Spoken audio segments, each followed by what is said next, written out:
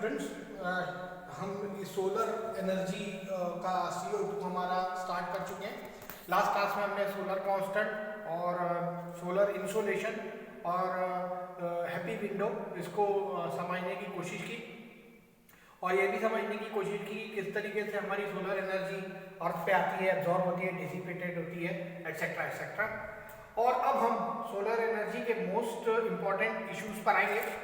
सबसे पहले हम देखेंगे पीवी मॉड्यूल और बाद में सोलर एनर्जी कितने टाइप की होती है, क्या होता है, ये सब हम बाद में देखेंगे type. First we want to address PV module because from now onwards ज़्यादा से ज़्यादा हम कॉन्सेंट्रेट करेंगे पीवी मॉड्यूल पर।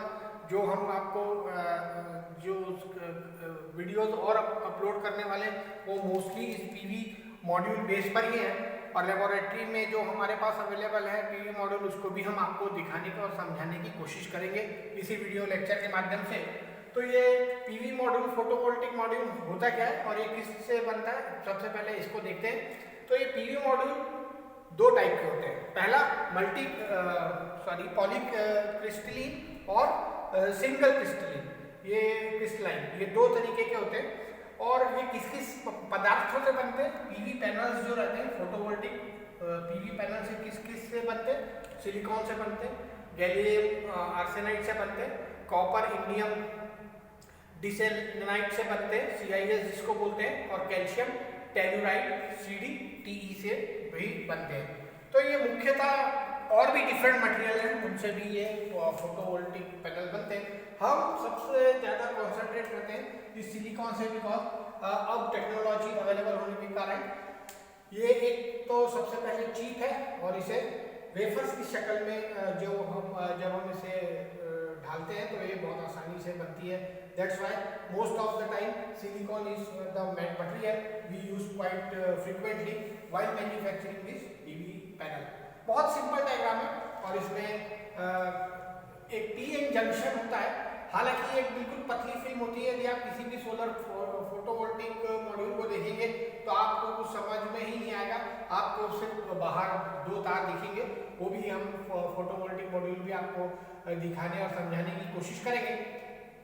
तो इसमें ये पीएन एनपी और या पीएन इस तरीके से एक जंक्शन रहता है जिसमें कई लेयर्स होती हैं। इस फोटोवोल्टिक सेल में कई लेयर होती है। सबसे पहले ग्लास होता है, उसके बाद एंटी रिफ्लेक्टिव कोटिंग होती है, फिर उसके बाद ये आपका फ्रंट इलेक्ट्रोड रहता है, उसकी कोटिंग रहती है, फिर उसके बाद इस एन टाइप और पी टाइप और लास्ट में बैक कवर, बैक इलेक्ट्रोड। इस तरीके से ये 1 2 3 4 5 इन 5 लेयर्स को मैश करके इसको पीवी मॉड्यूल को बनाया जाता है। तो होता क्या है, हमने लास्ट क्लास में देखा था सोलर इंसिडेंट ऑफ सोलर। जैसे ही हम सन जब पृथ्वी पर जब टकराता है और जैसे मैंने आपको बताया था 9 to 3 ये जो टाइम पर टकराता है, तो सोलर इंसिडेंट एंगल के कारण ये परफेक्ट एंगल रहता है जो इसके अंदर एब्जॉर्ब हुआ है। तो यदि आप कोई भी फोटोवोल्टिक मॉड्यूल देखेंगे तो उसके ऊपर एक ग्लास दिखेगा आपको, कांच क्या करता है, सन रेस को अंदर ले लेता है और उसको अवशोषित करके रख लेता है। जो ऊष्मा है जल्दी से डिसिपेट नहीं होती, वहीं पर रहती है। लेकिन ये यदि इस डायग्राम में देखेंगे तो ये सन की रेज आई, सूर्य से ये प्रकाश आया, रेडिएशन आया और ये देखिए ये अंदर आया और बाहर निकल गया। ऐसा नहीं होना चाहिए क्योंकि हमारे पास समय बहुत कम रहता है, 9 से 3 6 आवर्स हमारे बहुत महत्वपूर्ण रहते हैं। तो जब भी ये इससे टकराएंगे तो ये वापस नहीं जाना चाहिए, तुरंत एब्जॉर्ब होना चाहिए। इसलिए सबसे पहले एंटी रिफ्लेक्शन कोटिंग लगाते हैं जिसके की कारण जो सन रेज आए और वहीं पर एब्जॉर्ब हो जाए थ्रू एन टाइप सिलिकॉन और पी टाइप सिलिकॉन में। और ये इलेक्ट्रोड, ये जो एन टाइप है ये पॉजिटिव है और ये पी टाइप है ये निगेटिव है, लेकिन ये लास्ट में बैक इलेक्ट्रोड पॉजिटिव है। तो जैसे ये एन टाइप चार्ज होता है तो इलेक्ट्रॉन मूव होना स्टार्ट कर देते हैं और प्लस को नीचे करते हैं और इलेक्ट्रिसिटी का फ्लो स्टार्ट हो जाता है और ये एक बल्ब है, ये आपका जल जाता है।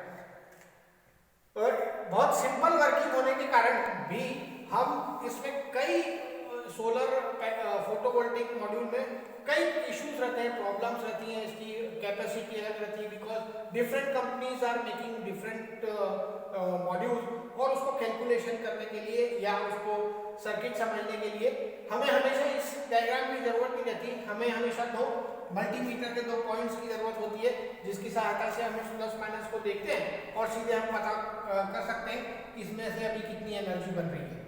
सो ये everything is manufactured at factory at plant and we directly assemble it and use it. जैसे ही हम उसको परचेस करते हैं और जैसे ही हम इंस्टॉल करते हैं, इलेक्ट्रिसिटी जनरेट करना वो स्टार्ट कर देता है, provided the required angle whenever you will provide. तो ये 5 स्ट्रिप्स को बनाकर जब रहता है तो हम इसे फोटोवोल्टिक मॉड्यूल कहते हैं। तो आइए ना हम आपको लेबोरेटरी में दिखाते हैं मोनोक्रोमेटिक और मोनोक्रिस्टलाइन और पॉलीक्रिस्टलाइन जो फोटोवोल्टिक सेल है उसको। तो ये एक हमारा सोलर सेल है, फोटोवोल्टिक पीवी मॉड्यूल है जो हमारी लेबोरेटरी में है। अब मैं आपको इसको एक्सप्लेन करता हूँ। जब हम इसको देखते हैं तो हमें इसमें कुछ भी समझ में नहीं आता है। जैसे मैंने आपको बताया बोर्ड में कि ये 5 जो लेयर हैं ये एकदम फिक्स्ड फिल्म की तरह एकदम बारीक है और ये देखिए इसमें ये फिक्स है और इसमें ये जो इलेक्ट्रॉन है यहाँ से इस तरीके से आप देख सकते हैं कि ये सर्किट के द्वारा नीचे जाते रहते हैं और नीचे जो बैक इलेक्ट्रोड है वहाँ से फिर जनरेट होके ये सीधे इलेक्ट्रिसिटी में कन्वर्ट होते हैं। तो जब हम इसको ये जो इस फोटोवोल्टिक मॉड्यूल को देखते हैं तो इसमें हम पाते हैं कि एक 2 तरीके से मैंने आपको बताया, सिंगल क्रिस्टलाइन और पॉलीक्रिस्टलाइन। ये पॉलीक्रिस्टलाइन है, आपको ये सेल बहुत सारे जब दिखेंगे या सिंगल दिखेंगे तो सिंगल क्रिस्टलाइन फोटोवोल्टिक मॉड्यूल का स्ट्रक्चर रहता है। अब हम मुख्यतः सबसे पहले इसको देखते हैं कि इसके बैक साइड में क्या है, क्योंकि ये तो आपने सभी ने कई बार देखा होगा, लेकिन हमेशा हम ये जानने के उत्सुक रहते हैं कि भाई जैसे हमने बता दिया एन टाइप सिलिकॉन से पी टाइप सिलिकॉन की ओर जा रहा है और एनर्जी बन रही है, तो वो भी हम जानते हैं। लेकिन ये एग्जैक्टली रहता क्या है इस फोटोवोल्टिक इसके मॉड्यूल के पीछे, तो हम इसके पीछे की ओर पलटा कर देखते हैं।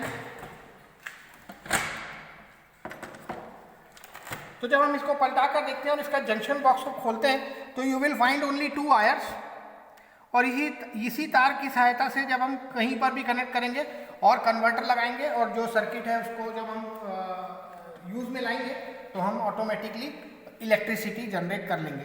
तो ये सिंपली आप देख सकते हैं, इससे इस फिल्म से ज़्यादा तो इस फ्रेम का वेट है और जो एसेसरीज लगी हुई हैं इसको लगाने के लिए। तो ये देख सकते हैं आप कि ये ज़्यादा आपका लोड है, जो फ्रेम है उसका ज़्यादा लोड है बजाय हमारे पीवी मॉड्यूल का। सो आप देख सकते हैं यहाँ पर 2 सिंपली वायर्स है और इस 2 सिंपली वायर से हम बाद में इसे जहाँ पर यूज़ करना है उसको कर सकते हैं। तो ये जंक्शन बॉक्स कुछ इस तरीके से बना रहता है। ऐसा आपको हर पीवी मॉड्यूल के बैक साइड में आपको मिलेगा। अब यदि हम इसकी रेटिंग देखें तो ये इसकी रेटिंग लिखी हुई है 50 वाट। ये देखिए यहाँ पर इसकी रेटिंग लिखी हुई है 50 वाट, वोल्टेज लिखा हुआ है 17 वाट, करंट लिखा हुआ है। ऑल बाकी की सारी चीज़ें आपको यहाँ पर लिखी हुई हैं डूज एंड डोंट के बजाय, डूज एंड डोंट को इंक्लूड करके। आइए इसका डायमेंशन लें ताकि हम एक तरीके से एक छोटा सा कैलकुलेशन कर सकें, बिकॉज ये भी हम जानना चाहते हैं कि एक पीवी मॉड्यूल यदि फोटोवोल्टिक मॉड्यूल यदि हम इंस्टॉल कर रहे हैं तो कितनी बिजली बनाएगा। ऐसा है 50 मेगावाट का मैंने आपको बताया, बैक साइड में लिखा हुआ था, तो क्या वो 50 वाट हमेशा बनाता रहेगा? तो आइए इसको चेक करते हैं और इसको मेजर करते हैं। ये इसका डायमेंशन देखिए, ये है आपका 760 mm और ये देखिए यहाँ से इसका डायमेंशन है तकरीबन 500 mm। तो 750 mm और 500 mm, these are the 2 length and width of this solar panel। अब हम देखते हैं इस फार्मूले में, और इस फार्मूले में देखते हैं तो ये हमारा फार्मूला है efficiency is equal to PM E into A multiply by 100। इस फार्मूले को बहुत ध्यान से देखेंगे।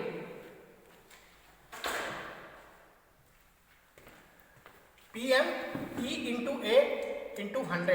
तो हम ऐसा एज्यूम कर लेते कि यदि 50 मेगावाट का सोलर पैनल हमारे पास है तो वो 50 मेगावाट 50 वॉट का सोलर पैनल है तो हमको वो 50 वॉट जनरेट करेगा।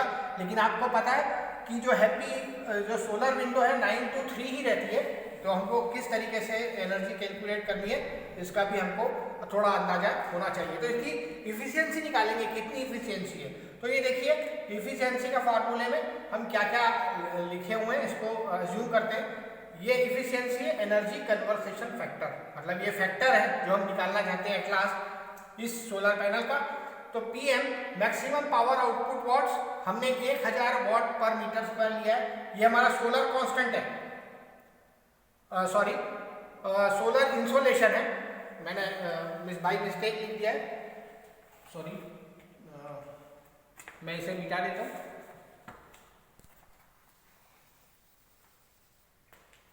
सोलर इंसोलेशन मैंने अज्यूम किया है 1000 वॉट और मैक्सिमम पावर आउटपुट वॉट है इसकी 50 वॉट। ये अभी हमने इसके बैक साइड में देखा फोटोवोल्टिक मॉड्यूल में। एनर्जी कन्वर्सेशन फैक्टर निकालने के लिए कि ये कितना कन्वर्ट करेगा, उसके बाद हमने सोलर एनर्जी इंसोलेशन देखा, that is watt per meter is equal to 1000 watt. Efficiency is equal to 50 divided by ये 0.5 और 0.76 क्या है, ये हमने 500 mm और 760 mm को मेजर किया था, इसको हमने मीटर में कन्वर्ट कर लिया है। तो 0.5 इंटू 0.76 इंटू 1000 मल्टीप्लाइड बाई 100, इसको सॉल्व करते हैं तो हमारी इफिशियंसी या हमारा एनर्जी कन्वर्सेशन फैक्टर आएगा 13.15। मतलब 50 वॉट का जो हमारा सोलर पैनल है इससे हम क्या उम्मीद कर सकते हैं कि ये मात्र 13.15% ही बिजली बनाएगा। ये है क्या कहते हैं, फंडामेंटल है। ऐसा एज्यूम नहीं करना चाहिए डिजाइन करते समय कि 50 वॉट का पैनल बनाया है तो वो यदि मैं बैटरी से कन्वर्ट कर लूँ तो वो सपोज एक बल्ब है वो 40 वॉट का है तो ये कंटिन्यू हमारे को 40 वॉट इलेक्ट्रिसिटी जनरेट पूरे समय करके देगा, नहीं, उसकी इफिशियंसी ओनली 13% है। ये हमको अज्यूम करना पड़ता है। और ये इफिशियंसी हमने किस पैरामीटर्स को ध्यान में रखते हुए की है, हमने सोलर इंसोलेशन को 1000 माना है जबकि रहता बहुत कम है। ये एग्जाम्पल के लिए हमने ऐसा लिया। दूसरा, इसका एरिया बहुत फर्क पड़ता है, आप जितना बड़ा एरिया रखेंगे उतना बड़ा आपका सोलर पैनल बनेगा। और इसका जो वॉटेज है ये, तो जैसे जैसे हम इसका वॉटेज बढ़ाते जाएंगे हमको उतना कैलकुलेट करना पड़ेगा। अब से फॉर एग्जांपल मुझे यदि मुझे इसी पैनल को सपोज 50 वॉट का पैनल है और मेरे घर की जरूरतों को पूरा करना है जो कि सपोज 750 वॉट है, तो मुझे कितने पैनल लगाने पड़ेंगे?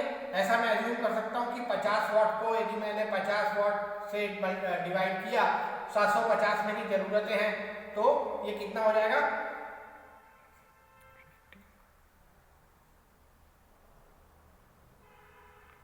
15। तो मुझे ये 15 पैनल लगाने पड़ेंगे कितने वॉट के? 50 वॉट के। ऐसा मैं अज्यूम कर लिया। देखिए ये फॉर्मूला यहाँ पर कितना इफेक्टिव है। अब ये मैं जानता हूँ 50 वॉट का 13% ही इसकी इफिशियंसी है, तो मुझे डिजाइन करते समय 15 से नहीं, मुझे इस इफिशियंसी को, एनर्जी कन्वर्सेशन फैक्टर को ध्यान में रखते हुए इस पैनल का डिजाइन सिलेक्ट करना पड़ेगा। तो एज्यूम करने के लिए ज़्यादा पैनल मुझे लगाने पड़ेंगे, ना कि 15 पैनलों से मेरा काम चलेगा यदि मुझे 24 आवर्स बिजली की आवश्यकता है। तो फोटोवोल्टिक मॉड्यूल में ये फॉर्मूला बहुत इंपॉर्टेंट है कि जहाँ पर हम सिलेक्ट करते हैं कि हमें कितने एरिया के लिए कितना सोलर का एनर्जी इंसोलेशन को ध्यान में रखते हुए हम कितने वॉट की एनर्जी जनरेट कर सकते हैं, इसका हमको ध्यान में ये रखना चाहिए। और सोलर को इसमें लगाते समय ये भी दूसरी इम्पोर्टेंट है कि कई जगह आप देखेंगे कि ये पीवी मॉड्यूल जो है वो फिक्स रहते हैं, एकदम फिक्स रहते हैं। नेक्स्ट वीडियो लेक्चर में हम इसके डायरेक्शन के बारे में बात करेंगे। और दूसरा, ये ट्रैकिंग पर रहते हैं एज द डायरेक्शन ऑफ सन। जो सूर्य का डायरेक्शन रहता है पूर्व पश्चिम, उसको साथ में लेते हुए ये मूव होते हैं।